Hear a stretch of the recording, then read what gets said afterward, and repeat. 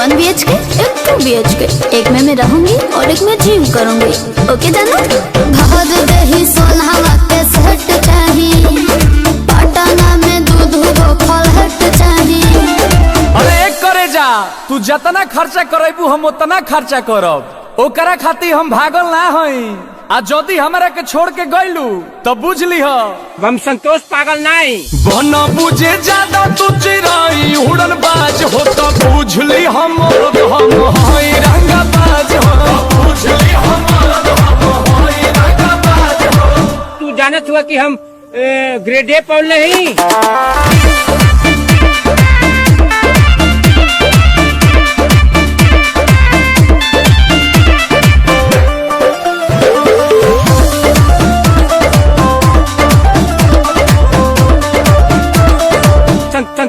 संतोष पागल नहीं। पहला बच्चर हीरो जाना के खर्चा जितना हमसे करही बेरे, तोरा से बेसी हम ले ले बानी सीछा, पीछा छोड़ा नहीं पई बेरे। अच्छा के प्यार में हिसाब ना करा, माहौल खराब ना करा, बुझलो? अरे करे जा, जितना तोहरा से रात में बात कइले बानी न उतना केहू औरी खाती जागल ना है। लेकिन जदी तू हमार दिल तुरलू तो बुझ ली हम संतोष पागल नहीं।